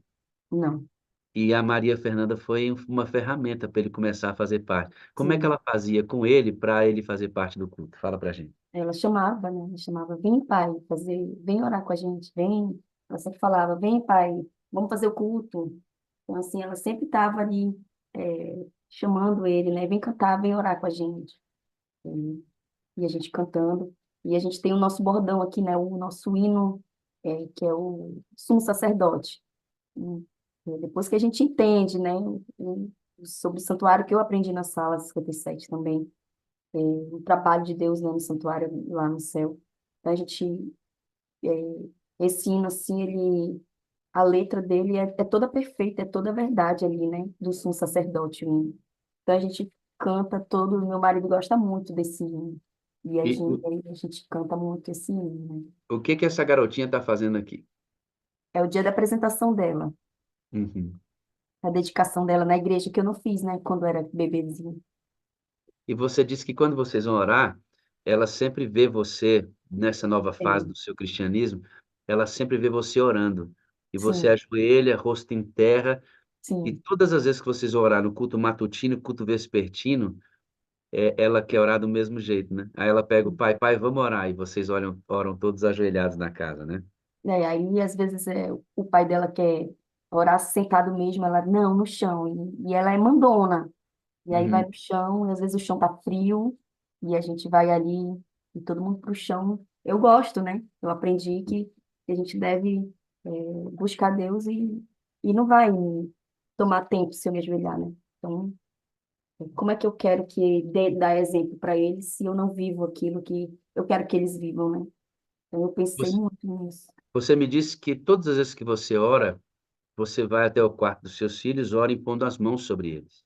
sempre. E vocês tiveram uma experiência nessa nova fase? Porque você está na cidade aí, tem quantas pessoas nessa cidade? 3.000 pessoas? É, no máximo 3.500, no máximo, E você já distribuiu o livro do Grande Conflito aí para todo canto. na cidade toda. Você me disse uma coisa que eu achei muito interessante. Você toda tarde sai para fazer contatos missionários e entrar nessas casas. Sim, E é uma região predominantemente católica. 100%. É, 100%. Então você pega os livros e você bate de casa em casa. Pego a minha bolsa grande, encho de livro, que eu fico até com dor na coluna de carregar, né? E saio de casa em casa, todos os E dias. numa dessas casas você teve uma experiência legal com uma senhora que você tem um contato bem legal com ela e vai orar. E quem ora por essa senhora é a sua filha. Uhum. É essa Mariazinha lindinha aí. E o que que ela faz nessa senhora que você faz igual com elas? Quer colocar a mão na cabeça? Como é que é? É, quando eu tô orando sobre eles, eu ponho a mão na cabeça, aí ela acorda, ela fala assim, pode orar em cima de mim, mãe, pode orar. Aí ela me abraça, né? E aí, pelo acho que o costume, né? Ela vê a Maria, Maria, esqueci o outro nome. E aí ela vai orar e ela põe a mão na cabeça da senhora, né? Ela faz carinho e na hora de orar ela pede para orar e põe a mão sobre a cabeça da senhora ali. E a senhora começa a chorar, né? E aí, assim, eu senti muito o agir de Deus nesse dia, né? Que eu falei. Assim, foi como eu sempre, no início da sala, sempre o senhor falava, né? Que a gente deve, antes de sair de casa, saia de casa hoje pedindo para Deus, para você ser usada por Deus, né? Alguém na rua, alguma coisa, alguém, né? Você ser usada por Deus. Então, isso ficou muito marcado em mim, né? E aí, antes de eu sair de casa, eu sempre peço para Deus, Senhor, hoje a serva já está pronta, estou arrumada. Então, vamos lá. Você entendeu o que eu quis mostrar para você que está aqui percebendo o testemunho da Suzy? Ela está indo de casa em casa, porque ela mora agora numa região pequena, tem 3.000 habitantes, de casa em casa, batendo em cada porta, e a ideia é evangelizar toda essa região. Estamos em movimento, é aquele movimento do looping, espírito, amor, comunidade e missão. Quando compreendemos isso, não tem como, você é ativado missionariamente falando. E numa dessas entradas, ela conversou com uma senhora muito triste, com um monte de problemas. E na hora de orar, a Mariazinha ajoelhou, fez um carinho na cabeça da senhora e orou impondo as mãos. Quantos anos a Maria tem, Suzy? Ela tem 4 Bom, anos. irmãos, eu estou relatando para vocês que uma criança de 4 anos de idade impôs as mãos sobre uma senhora e orou por ela. Isso é muito significativo, irmãos. E a gente quer essa geração aqui, ó, impondo as mãos. Nós queremos essa geração impondo as mãos. Lá na casa da Osana, sala 57, uma criança assistindo a sala. Lá na Glória Lisboa, outra criança assistindo a sala. Ó. Aí sim. Olha lá que coisinha linda, ó. Nossos adolescentes, juvenis. Parabéns, irmã, que Deus te abençoe ricamente nessa ideia de mostrar a sala para as nossas crianças. Nós queremos crianças impondo as mãos, irmãos. Nós queremos crianças impondo as mãos. Coisa linda, né? Então é isso, irmãos, uma geração que entendeu o processo, pelo testemunho dos adultos que buscam a Deus. Isso é discipulado. Você fez uma coisa no correio, o que que você fez no correio que quando você percebeu, tu já estava fazendo lá dentro? E nessas de sair para entregar os livros, eu entrei no Correios para entregar só para o rapaz, né, que trabalha lá. Agora não, agora não. Não pode, depois você mostra, tá? E ali foi entrando muita gente, né? Aí entrou umas duas no início e eu consegui explicar, mas aí quando começava para concluir de explicar, ia entrando mais gente e a fila foi ficando grande. E é incrível que a fila foi ficando enorme. E eu disse, nossa, né? E, e das outras vezes que eu fui não era tão grande assim como ficou naquele dia, né? E eu disse, como é que eu vou explicar o livro? Eu não vou dar só o livro, eu gosto de explicar o livro, né? E eu acabei, botei os meninos sentados. A Maria, ela é bem inquieta, né? Então, a minha preocupação era ela quebrar tudo lá no correio. Eu falei, fica quieta, orando pela mamãe, que eu preciso pregar para esse povo. E aí, eles ficaram bem quietinhos lá, sentados. E quando eu vi, tinha bastante pessoas lá, eu acho que 10, 12 pessoas, assim, foi muita gente. Tinha gente esperando sentado. E ali eu comecei a explicar, falei o livro, do que se tratava, porque muitos estavam curiosos, né, sobre o livro. E falei do amor de Deus, falei da justiça, falei que ele está voltando. Eu perguntei, vocês acreditam que Jesus vai voltar? E eles estavam assim, aí, sim, né? E ali eles, esse momento da conversa, né? E ali eu mostrei, né? Mostrei ali que Jesus ia voltar com que todo olho ia ver. E expliquei tudo na base da Bíblia, tudo, né? E as pessoas ficaram assim. Quando eu vi, eu já estava pregando, fazendo um mini sermão. Eu disse que foi um sermãozão, né? Porque eu falo demais. Mas todos ali estavam bem, bem, assim, nossa, né? Eu nunca ouvi falar sobre isso e ficaram bem. Até o rapaz que fica atendendo lá ficou parado para ouvir, né? Aí eu disse, Senhor, não sei se é para dizer, e aí, vai sair não, ou se ele estava. Deixa eu perguntar uma coisa para você, Suzy. Em toda a sua história de adventista, você nunca tinha se deparado com uma cena dessa. Você Não, pregando numa agência de correio publicamente. não. Entregou o livro, não só Muito. entregou o livro, mas você prega dentro de uma agência de correio. Você nunca tinha tido esse impulso. hum, Em toda a sua história como adventista, você nunca tinha ido de porta em porta onde quer que você tivesse morado. O que que tem movido você? Por que que você tem feito isso? é, Embora, assim, desde a minha infância, né? Eu sempre tive esse desejo árduo de evangelismo, porque eu acho que já tive exemplo, né? Sempre gostei disso. Mas, como eu falei, nunca foi madurado, né? Então, é, me perdi ali em meio à vida, né? Mas, como eu falei, a Sala 57, ela foi um pai, né, para mim, assim, digo assim, um espiritual mesmo na minha vida, né? Foi o alavancar, o que mudou mesmo, assim, hoje eu digo assim que, como o senhor vem falando, né, não dando voltas, tá? Mas eu queria enfatizar uma coisa que o senhor falou, e as pessoas falam porque demora muito. Então, assim, quando você não está no Espírito, quando você não está em comunhão com Deus, você tende a achar chato as coisas de Deus. Então, no início, eu achava assim, demorado demais também. Eu disse, nossa, demora, mas como eu estava com muita sede, de aquele vazio que eu lhe falei, né? Eu sentia um vazio lá quando eu fui morar em Cuiabá. Então, eu sabia que esse vazio era a falta de Deus. Então, eu decidi procurar buscar, né? Então, eu disse assim, e cada coisinha da sala para mim era muito especial. Então, quando você busca Deus de todo o coração, nada é demorado. Assim, você vai na igreja, as pessoas reclamam quando você passa mais de um minuto orando, né? Você imagina se for para interceder por alguém, como a Sala 57 faz, né? Então, ali foi para mim, assim, uma aula mesmo, sabe? Eu aprendi a orar, passar tempo orando. Né? E eu acabei me perdendo Você, nessa você, pergunta. você aprendeu a buscar a Deus? Aprendi. Não sabia? Não, eu sempre buscava Deus, sempre tendo um Deus carrasco, né? Poxa, ali a base que está ali, que deveria me mostrar um Deus de amor, um Deus de perdão, um Deus me mostrava ao contrário, imagina Deus, né? Assim, eu não tive aquela experiência com Deus como deveria, né? Então, para mim, Deus era carrasco, Deus ficava com raiva de mim. Eu dizia assim, eu não vira a cara para mim, porque como eu tive muita rejeição, né? Então, para mim, Deus também me rejeitava. E depois que eu entendi o que é o Espírito Santo, o que é Deus, Deus é todo amor, né?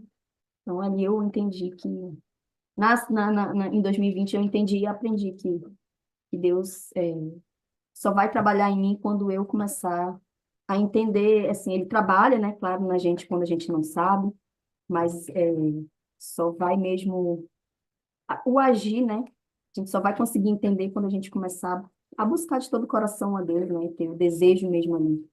Então, quando Suzy, você tem o mesmo, desejo de buscar a Deus, nada é demorado. Sala 57, ela passa num piscar de olhos, né? Quando veja, poxa, já acabou. mesmo o ato de Deus de executar juízo é amor. Porque no futuro, quando o fogo que está preparado para o diabo e seus anjos atingir o diabo e os anjos dele, vai atingir também todos aqueles que rejeitaram a Deus.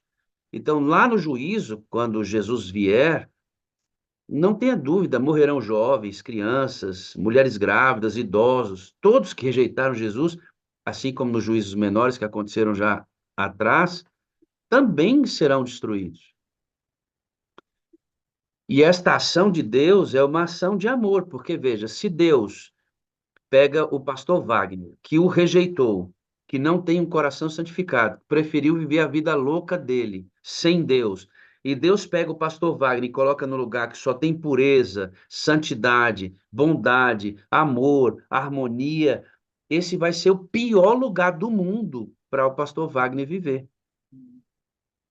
Então, quando Deus destrói Satanás e seus anjos com os anjos dele, com fogo, que é o que vai acontecer, vai junto todo aquele que rejeitou Jesus, que se uniu a Satanás direto ou indiretamente, consciente ou inconscientemente.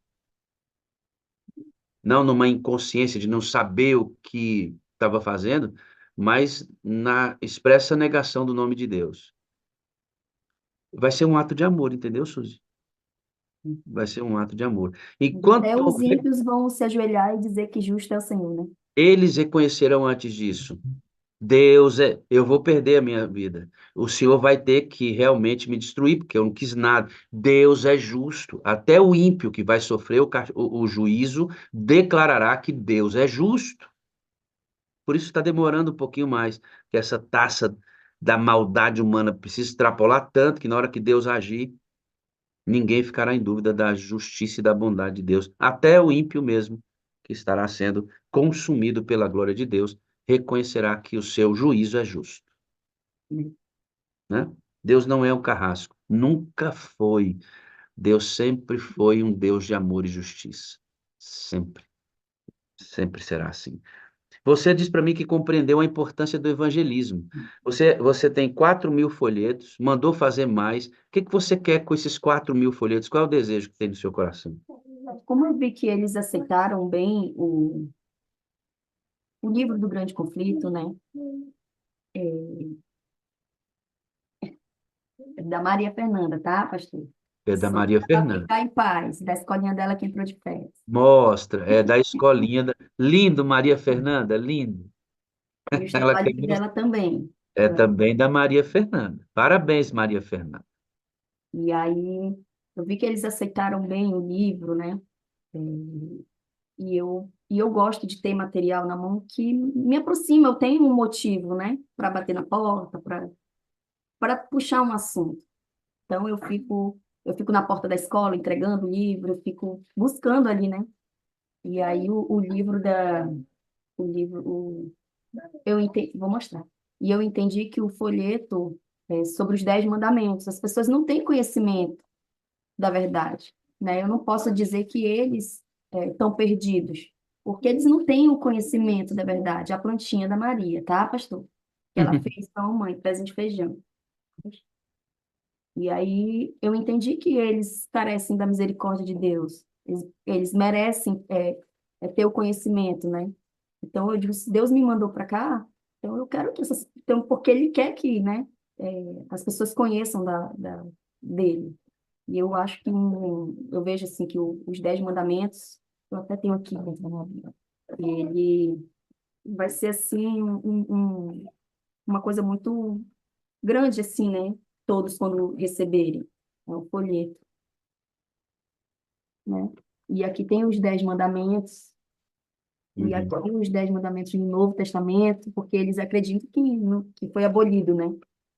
E aqui uma conclusão, uma breve explicação sobre, né? Então, assim, eu tenho certeza que isso vai mexer com eles, para ter entendimento, né? E logo depois que entregar esse, também tem falar sobre vida após a morte. São ênfases que eles acreditam, né? Sim, bater mais nessa tecla. Porque mesmo eu estando de casa em casa, eu ainda estou mais na colheita, assim, de plantar, né? Estou mais plantando, fazendo amizade, me tornando ali amigo. Faço um pão, eu levo. Aí me convida para lanchar, eu vou, faço uma oração. E ali converso, apresento Jesus para elas, né? E aí acaba tornando amizade.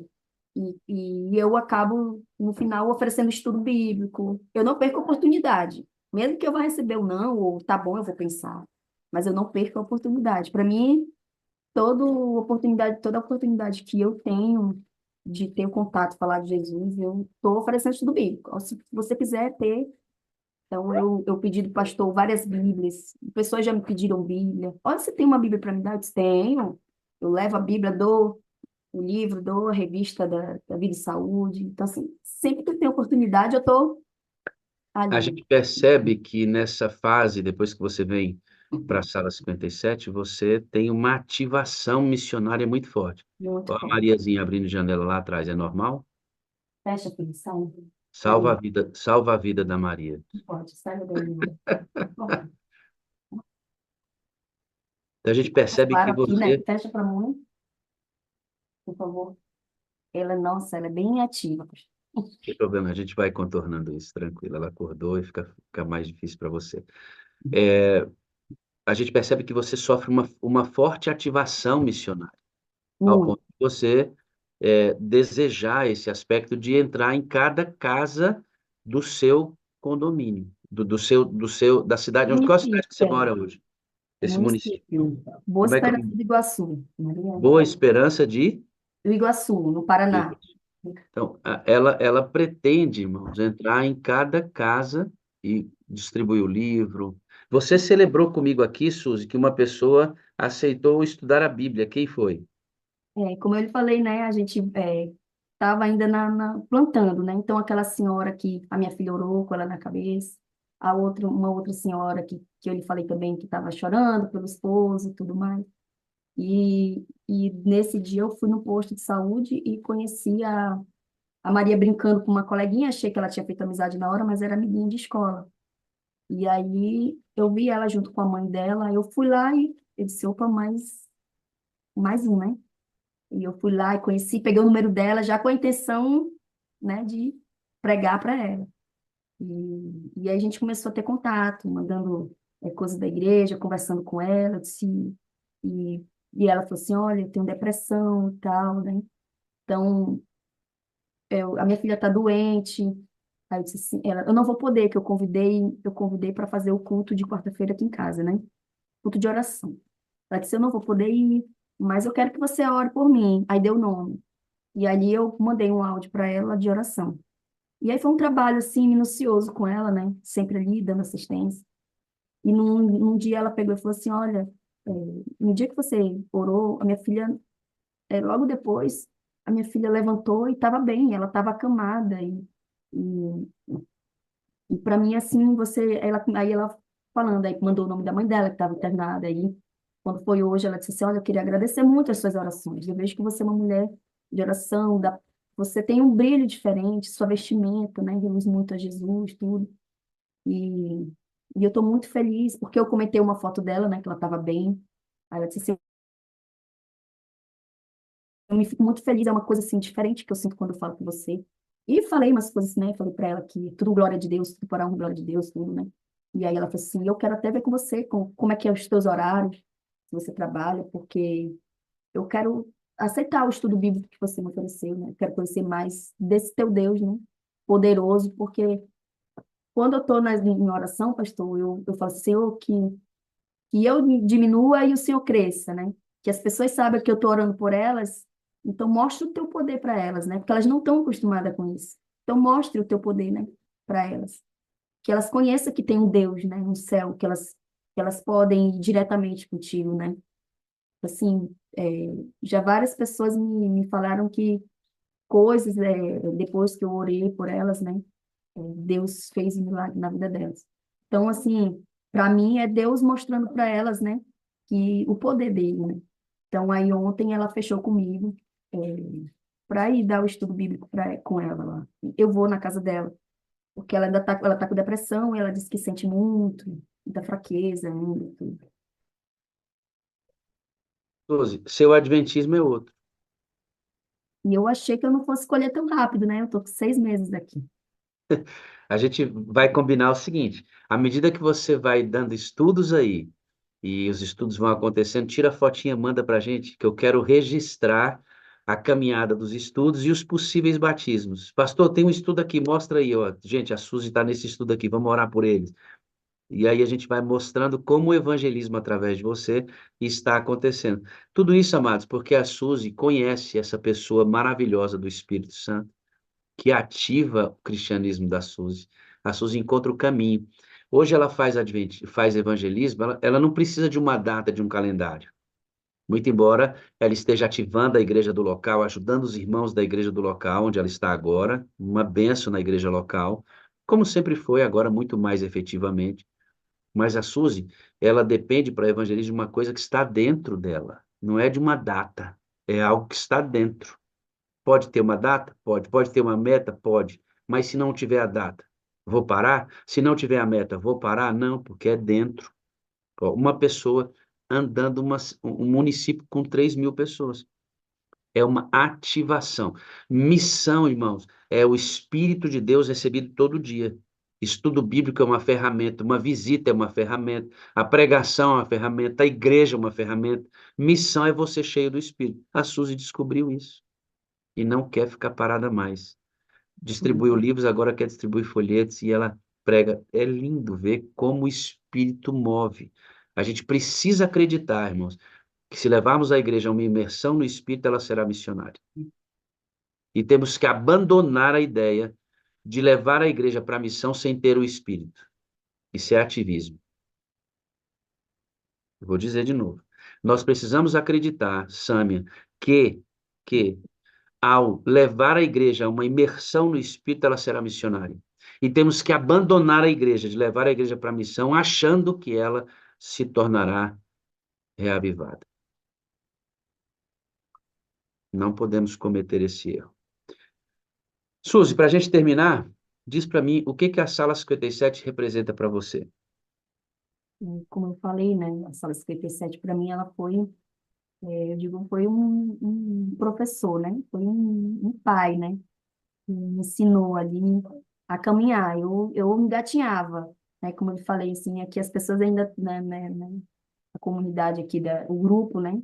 Ainda está tomando leite na mamadeira. E eu até 2020, eu também estava igual, né? Então, a partir de 2020 ali, eu entendi, aprendi que nós não somos nada sem Deus, sem trabalho do Espírito Santo, nós devemos pedir.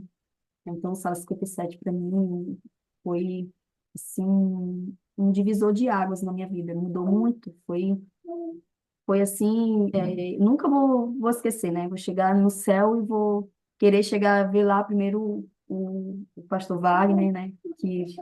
E daí depois eu entrei no grupo de jejum e oração toda quarta-feira da Sala 57, conheci o pastor, foi ele que me passou o link, muitas vezes me passou o link, o pastor que eu assisto todo meio-dia, o seu Godinho, a Verinha, né? Então, assim, daí que eu comecei a conhecer vários outros. E foi muito importante para mim. Hoje, até hoje também eu assisto o pastor, né? O pastor Godinho, o culto de meio-dia. Então, assim, é muito importante, né? Eu finalizo sempre meus jejuns, quando eu separo meu jejum de manhã, eu separo assim, Senhor, hoje vai ser a semana toda, amanhã para ti. Uma hora, de hora em hora eu estou lendo a Bíblia, orando, e o restinho que sobra eu estou lendo a Bíblia ali. E meio-dia eu finalizo com o pastor Godinho. Que E aí, beleza, né? domingo, É uma outra vida, irmãos. Uma outra. aprendi a andar, né? Essa sala de Aprendeu, sete me ensinou a aprendeu, andar. aprendeu a andar. A ideia da sala é o caminho. O livro que eu pretendo escrever sobre essas 4 ênfases da sala, que é um conteúdo que eu quero disponibilizar agora sistemático, né, escrito, orem por mim para que eu tenha condições de fazer isso, vai se chamar O Caminho. O cristianismo já foi chamado de O Caminho, né, e a Suzy encontrou o caminho. Você que está aqui na sala pode estar pensando assim, mas por que que não acontece comigo? Por que que não acontece isso comigo? Querido, deixa eu dizer, não vai acontecer igual, mas tem que ser missão. Não vai acontecer igual, mas tem que ser oração. Não vai acontecer igual, mas tem que ser Bíblia. Não vai acontecer igual, mas tem que ser sacrifício pelo perdido. Tudo muito diferente, porque as situações são diferentes. Você não está no município de 3.000 pessoas, sua cidade pode ter 10.000, mas você tem que ter o desejo de ganhar as 10.000 famílias daquela cidade, como ela tem o desejo de ganhar as 3.000. Entende, não? É igual e diferente. Agora, não está acontecendo nada? Você está só ouvindo, ouvindo, ouvindo. Não entrega tudo e não sai. Aí não vai acontecer nada. Entregue tudo e saia, e você vai ver o Espírito de Deus movendo você, à medida que você o pede todos os dias, insistentemente, várias vezes no mesmo dia. Você vai ver Deus movendo você. E, pastor, uma coisa assim, com licença, né? Eu ia esquecendo de falar, a sala 57, ela me deu a independência, né? Eu precisava de um empurrão, porque eu fiquei muito tempo ali, né? Sem buscar. E ali a sala 57 me ensina, né? A andar. De início ainda na muleta, né? E aí, a partir do momento que eu me estruturei, fiz toda a fisioterapia, né? Vamos dizer assim, né? Eu vou usar o exemplo. E eu me senti confiante, e eu comecei a sentir a necessidade de buscar Deus sozinha. Sim. Então, eu passei a acordar mais tempo, mais cedo, né? E ali, mais cedo, então, eu acordava 1 hora. E Deus sempre, como eu falei, né? Ele dizia assim, eu só vou descansar o tempo de... Mas se eu me acorde, eu botava o despertador e sentia ali o agir de Deus na minha vida. E eu buscava Deus até a hora da sala 57 começar. E eu já estava cheia ali, né? De Deus ali, pessoalmente, né? Eu buscando, eu sentia a necessidade disso. E a sala 57 passou a ser um complemento para mim, né? A me orientar, e a passar a conhecer mais, né? É porque você, até chegar na sala, você tinha noção de adoração coletiva. Vou buscar a Deus, igreja. Vou buscar a Deus, igreja.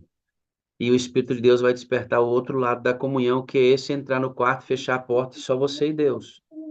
Então, a gente, quando está centrado no Espírito, a gente tem a vida no quarto, a vida no secreto, a busca individual, e a gente celebra isso no corpo de Cristo. Você dimensionou a sua vida espiritual na sua totalidade. É isso que está acontecendo com você. Ei, a gente conversaria aqui o resto da manhã, né? Conversa boa. Obrigado. Deus te abençoe ricamente. Que seja um dia rico para você de experiências missionárias. Amém? Obrigado, Suzy. Vamos orar? Nada a você, pastor. Eterno Deus, obrigado por estar aqui com a Suzy. Deus, nesse momento quero pedir a bênção sobre a Maria, os filhos da Suzy, seu esposo, e sobre essa obra missionária que ela pretende fazer. Concede, Senhor, o Espírito Santo a ela, batize a nós também.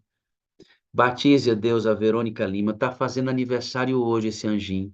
Cuida dela, Deus. Envia saúde para tua filha, graça, bondade, a liberdade em Cristo. Dê para ela sensação nítida da presença de Deus nesse dia especial na vida dela. Guarda-nos, Senhor, no restante dessa caminhada, no restante desse dia. Pedimos isso em nome de Jesus. Amém, amém e amém. Obrigado, Suzy, Tiago, Maria Lindinha. Deus abençoe você Obrigada. tudinho, viu? Olha aí, ó o rapazinho aí, coisa linda, Muito bem. garotão bonito, menino. Aí sim. Família bonita você tem, filha. Parabéns. Obrigada, Deus te pastor. abençoe. Obrigada. Olha que legal, né? Tchau, Maria. Fica com Deus. Tchau. Tchau, pastor. Tchauzinho. Tchau, Ah, pastor. tchau, meu amor. Fica com Deus. Parece até que eu ouvi um tal de Bom Dia com Alegria. Deixa eu Bom ver. dia com alegria. Tá- Bom dia com alegria. Agora sim! Bom dia. Bom dia, bom dia, bom dia. Pastor Pode Wagner. pode ser ali. Pastorzão, bom dia, nós chamamos. Pastor Do Wagner Rogério, viu, Almeida. pastor? Dizer, Aí. Bonzinho, ó. Beijo.